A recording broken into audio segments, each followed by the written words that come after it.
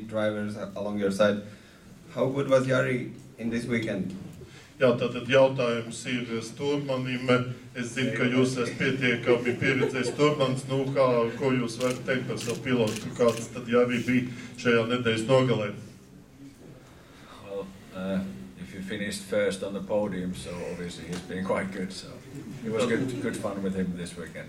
Es gribētu teikt, ja nu mēs patiešām pirmie finišējuši un atrodamies uz šī piedestāla augstākā pakāpiena, tad jāsaka, ka droši vien viss beigās bija labi. Starting today, the Sunday's last 6 stages, where you're confident you are going to lead all the day?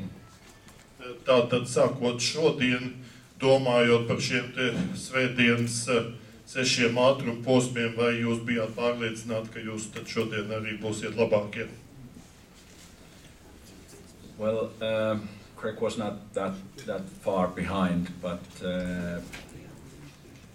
we got a little gap to Francois and the other boys, so we just thought that we're going to do the best we can, and obviously the starting position behind Craig was good for us because we could follow his times. And yeah, when you start the rallying day, you are quite confident that you're gonna come out there and be the number one.